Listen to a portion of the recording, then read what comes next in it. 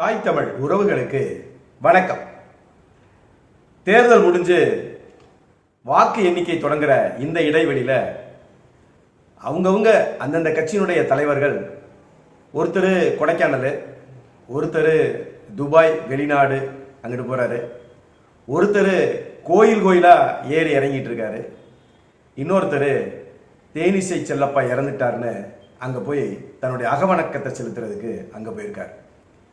தலைவர்களுடைய ஒவ்வொருத்தருடைய இந்த செயல்பாடு அவங்க யாரு அப்படிங்கிறத மக்களுக்கு காட்டும். பெரியாரை கொள்கை தலைவர் அப்படின்னு சொல்ற ஆளுதான் விஜய் அப்படின்னா அப்புறம் ஏன் முட்டி போட்டு நடந்து போனாருன்னு தெரியல. சரி, அது கிறிஸ்தவர்களை திருப்திப்படுத்துவதற்கு. அடுத்து பார்த்தீங்கன்னா திருச்செந்தூர், அடுத்து பார்த்தா சாய்பாபா. சரி, அவர் தான் போறார் அப்படின்னு பார்த்தா த்ரிஷா அதே நேரத்தில் இவர் திருப்பதியில் இருக்கிற அதே நேரத்தில் அவங்க மருதமலை. இப்படி பல்வேறு தலைவர்களும் அவங்களுடைய இயல்பை, அவங்களுடைய குணாதிசயங்களை வெளிப்படுத்துறது தான் இது காட்டுது. பெரியாரை கொள்கை தலைவராக ஏற்றுக்கொண்டவரும் சரி, இல்ல பகுத்தறிவின் தந்தை பெரியார் அப்படின்னு சொல்ற திமுகவும் சரி, இன்னைக்கு சேகர் பாபு பாருங்க திருச்செந்தூர்ல நிக்கிறாப்புல. இவர் போயிட்டு வந்துட்டா உடனே அவரும் திருச்செந்தூருக்கு போயிட்டு வர்றாரு. இந்த திருச்செந்தூருக்கு போற விஜயும் சேகர் பாபுவும் திருச்செந்தூர்ல நடந்த குடமுழுக்கு தமிழ்ல நடக்கணும் அப்படின்னு போராட்டம் நடத்தினாங்களா அப்படின்னா இல்ல.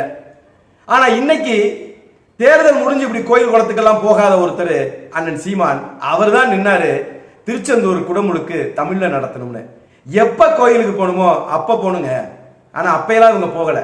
இப்ப ரெண்டு பேரையும் பாருங்க, பெரியாரை தூக்கி சுமக்கிற இவங்க ரெண்டு பேரும் கோயில்ல நிக்கிறாங்க, பெரியாரை எதிர்த்த இவர் வெளியில நிக்கிறார். எங்க நிக்கிறாரு? தேனிசை செல்லப்பா. அவரை பத்தி நம்ம சொல்லணும் அவசியம் இல்லை.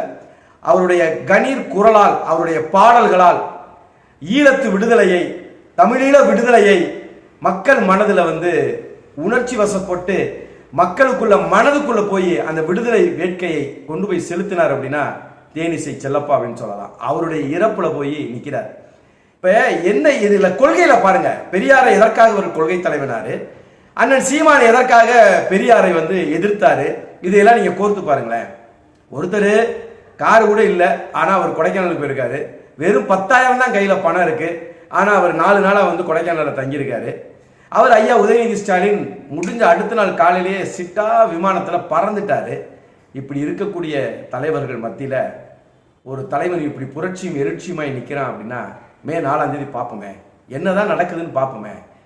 அதுக்குள்ள பாத்தீங்கன்னா தேர்தலுக்கு முன்னாலேயும் சரி பின்னாலேயும் சரி இந்த கருத்து கணிப்புகள் இருக்கு பாருங்க, அது எதற்காக தேர்தல் ஆணையம் அதற்கு தடை செய்ய மாட்டேங்குதுன்னு தெரியல.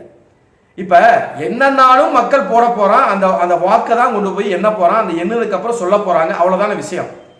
தேர்தலுக்கு முன்னாலேயும் அதை சொல்வது தவறு, அதற்கு தடை அப்படின்னு ஏன் தேர்தல் ஆணையம் சொல்ல மாட்டேங்குது? இப்ப மற்ற மாநிலங்கள்ல தேர்தல் நடக்கிறதுனால தானே இந்த வாக்கு எண்ணிக்கையுடைய நாட்களை நீட்டிச்சு மே 4ஆம் தேதி, ஏன்னா மேற்கு வங்காளத்தில் எல்லாம் இன்னைக்கு தான் முடியுதுங்கிறாங்க. அப்ப அதனாலதான் மே 4ஆம் தேதி வாக்கு எண்ணிக்கைன்னு சொல்றாங்க. எதனால அப்படின்னா, ஒரு மாநிலத்தினுடைய வெற்றி தோல்வி என்பது இன்னொரு மாநில தேர்தலை தீர்மானிக்க கூடாது. அப்ப அதே மாதிரிதான் இந்த தேர்தல் கருத்து கணிப்பு, இந்த தேர்தல் எக்ஸிட் போல் இதெல்லாம் இது தேவையற்றது அப்படிங்கிறத ஏன் கொண்டு வர மாட்டேங்கிறாங்க? இப்ப இந்த கட்சி தான் இவ்வளவு எடுக்கும், இந்த கட்சி தான் இவ்வளவு வரும் அப்படின்னு தேர்தலுக்கு முன்னாலேயும் தேர்தல் நடந்த வாக்குக்கு பிறகும் இது நடக்கிறது, இதை சொல்றது எந்த விதத்துல இது சரியானது அப்படின்னு நம்ம பேசுவோமே. இப்ப நாம் தமிழர் கட்சி தொடர்ச்சியாக 2016 தேர்தலில் இருந்து எந்த இடத்திலும் இறங்கு முகமாக இல்லாமல் 8.22 வாக்கு வாங்குற வரைக்கும் ஏறுமுகமாய் வந்திருக்கு. என்றைக்காவது நாம் தமிழர் கட்சியை எந்த ஊடகமாவது இந்த கருத்து கணிப்பு, இந்த எக்ஸிட் போல் இது ஏதாவது அதை சரியா சொல்லியிருக்குதா? மற்றவையில கொண்டு போடுவாங்க, அதுலயும் முட்டை போடுவாங்க, சதவீதத்தை குறைச்சு போடுவாங்க. இதுதான் நடந்திருக்குது. ஆனால் அது 4 தேர்தல்களையும் அது பொய்யாக்கப்பட்டிருக்கு, அந்த கருத்து கணிப்பெல்லாம் தவறாக்கப்பட்டிருக்கு. இன்றைக்கு உள்ள சூழ்நிலையில் மாநில கட்சியாக நாம் தமிழர் கட்சி அங்கீகரிக்கப்பட்டதற்கு பிறகும் இன்னைக்கு என்ன சொல்றாங்க கருத்து கணிப்புல, திமுக, அதிமுக, தாவேக, நாம் தமிழர் ஒண்ணு சீன்ல இல்லை. என்னையில இருந்து 2016 இருந்தே கிடையாது. இப்ப என்ன சொல்றான்? மற்றவை. நீ மற்றவைனே போடு, நீ அது போடுறதுதான் சரியா வரும். ஏன் தெரியுமா? இவ்வளவு நாள் நீ மற்றவை மற்றவை மற்றவைன்னு சொன்னனாலதான் இந்த பிள்ளைகள் ஏறி ஏறி ஏறி ஏறி மேல உட்கார்ந்துருக்கான். இன்றைக்கு வரைக்கும் நீ அதே தான் பண்ற. ஒரு தேர்தலை கூட சந்திக்காத தாவேக்காவை தாவேக்கான் போட்டு இத்தனை சதவீதம் இத்தனை சீட்டு வரும் போடக்கூடிய ஊடகங்கள் ஏன் அண்ணன் சீமானை மட்டும் மறைக்கணும்னு பாரு. உன் இனத்தில் யாரை கண்டு உன் எதிரி நடுங்குகிறானோ அவன்தான் உன் இனத்தின் தலைவன்கிறான். அப்படித்தான் இன்னைக்கு எந்த ஊடகம் எந்த கட்சியும் அண்ணன் சீமான்னு அந்த அந்த வார்த்தையை கூட உச்சரிக்காது, அந்த பெயரை கூட உச்சரிக்காது. ஆனால் 16 ஆண்டு காலமாக இந்த அரசியல் தளத்தில் அண்ணன் இருக்காரு. ஆனால் ஒருத்தர் கூட சீமான் அப்படின்னு கேள்வி எழுப்பினதும் இல்லை, அந்த பெயரை உச்சரித்ததும் இல்லை. அந்த வகையில தான் இப்ப பாத்தீங்கன்னா இந்த மற்றவைன்னு நீ மற்றவைன்னு சொல்லக்கூடிய ஒரு கட்சியை நீ தவிர்க்க முடியாத ஒரு சக்தியாக, தவிர்க்க முடியாத ஒரு ஒரு செய்தியாக நீங்க போட்டுதான் ஆகணுங்கிற சூழல் வரும்போதும் நீங்க மற்றவைன்னு போடுவீங்களான்னு பார்ப்போம். என்டிடிவி எல்லா பேரையும் கூப்பிட்டு வச்சு பேட்டி எடுத்தாங்க. ஐயா ஸ்டாலினை கூப்பிட்டு எடுத்தாங்க, ஐயா எடப்பாடி பழனிசாமியை கூப்பிட்டு எடுத்தாங்க, ஐயா விஜயும் கூட கூப்பிட்டாங்க. ஆனா அவர் போக மாட்டேன்ட்டாரு. அதனால இவங்க என்ன பண்ணாங்கன்னா இவங்க அவங்க வீட்டுக்கு போய் எடுத்தாங்களா அப்படின்னு சொல்ல முடியாது. அவர் சொன்னதா சொன்னாங்க, பேட்டி எடுத்தோம் அதுல அவர் அப்படியெல்லாம் சொன்னாருன்னு சொன்னாங்க. ஆனால் ஒரு கட்சியின் தலைவர் யாரையெல்லாம் பேச முடியாத பேச்சுக்களை எல்லாம் யார் பேசுகிறாரோ, யாரெல்லாம் உங்கள் கேள்விகளுக்கு சரியாக விடை சொல்வாரோ அவரை நீங்க புறக்கணிக்கிறீங்க. ஆனாலும் நீங்க தேர்தல் களத்துல அவரை புறக்கணிக்க முடியல. களத்துல அவரை தேடி வந்து நீங்க பேட்டி எடுத்துட்டு போகக்கூடிய நிலையில தான் அண்ணன் இருக்காரு. காலம் ரொம்ப தூரத்துல இல்ல, இன்னும் சில நாட்கள் தான். இந்த மற்றவை எக்ஸிட் போலு, தேர்தலுக்கு முன்னால் உள்ள கருத்து கணிப்பு, அது கருத்து திணிப்பு.